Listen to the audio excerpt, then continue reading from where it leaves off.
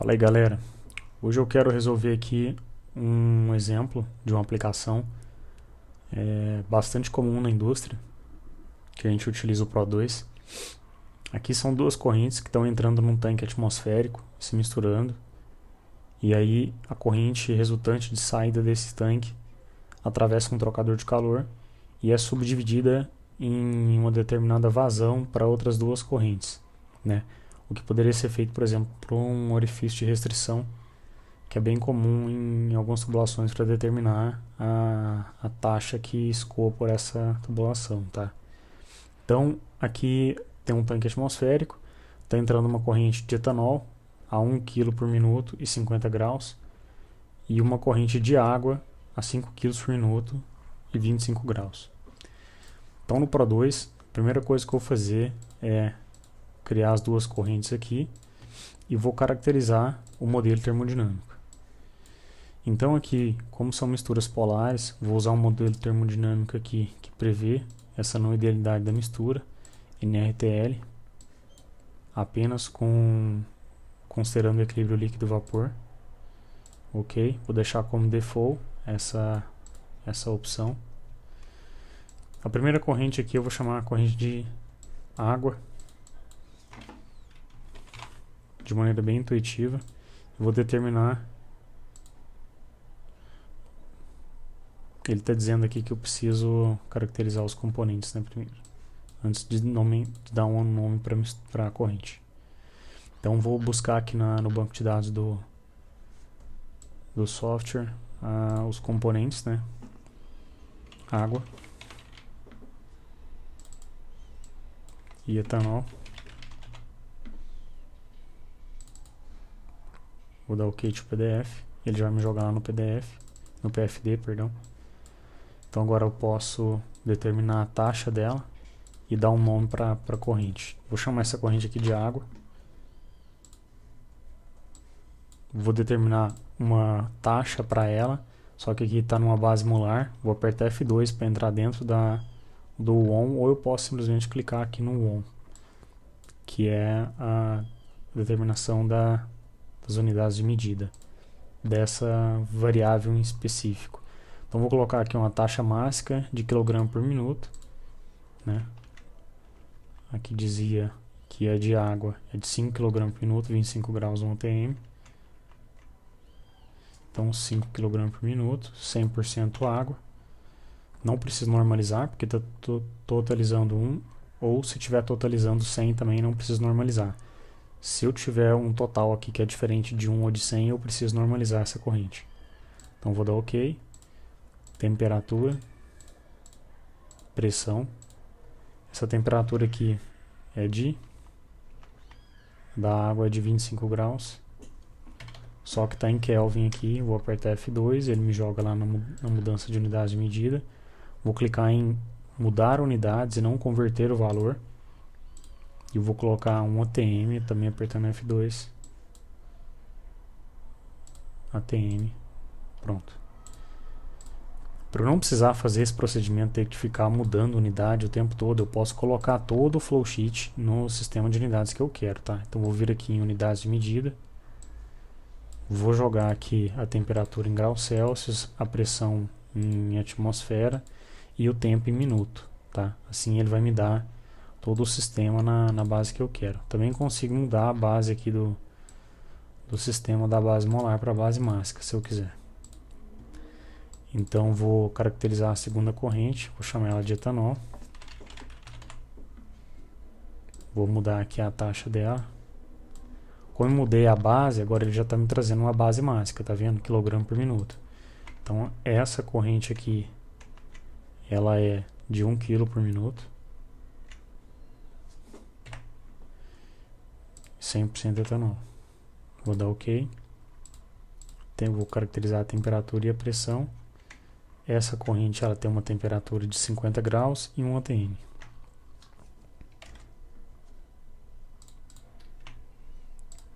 Então beleza, as duas correntes já estão caracterizadas. Vou rodar o software e ele vai me dar um aviso falando que eu não tenho operações unitárias no flowsheet, mas não tem problema porque eu posso simplesmente rodar esse software para eu poder ver as propriedades que tem nessas correntes se eu quiser. Então outra coisa que eu vou ativar aqui é a legenda da corrente, tá vendo? Onde eu consigo observar a temperatura, a pressão e a vazão mássica, né, ou molar, de acordo com o sistema de medidas que eu acabei de alterar aqui na Sheet Express. Ok?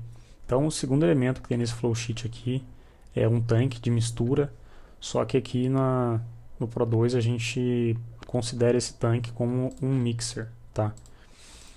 Então você pode encontrar essa operação unitária aqui dentro de geral, ok? As operações unitárias aqui no diretório lateral direito, elas são segmentadas pela natureza do equipamento. Então temos aqui essas duas correntes e tem uma corrente de saída. O grau de liberdade de um tanque de mistura é 1.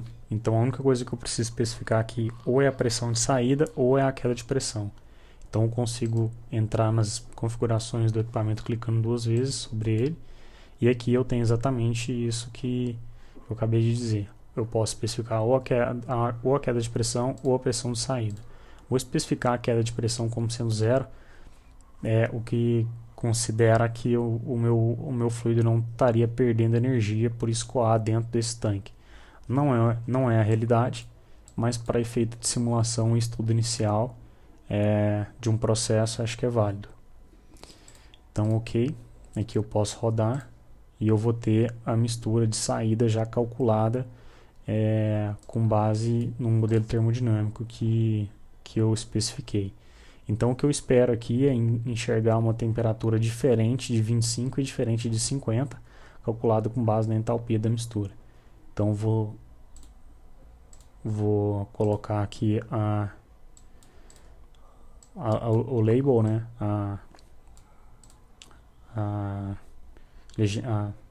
A tagzinha, onde eu posso observar a temperatura, a pressão e a vazão máxima. Então tenho aqui uma corrente com 6 kg por minuto, a 1 atm de pressão e uma temperatura de 27,73 graus Celsius. O próximo equipamento que a gente tem aqui é um trocador de calor.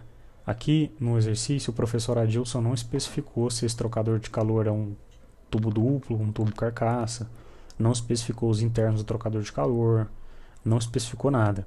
Então, para efeito de simulação, o que ele precisa só saber é qual é a carga térmica que esse trocador de calor vai dever imprimir na mistura, né, ou retirar dela, para que ele coloque essa mistura que está escoando por ela a 80 graus Celsius.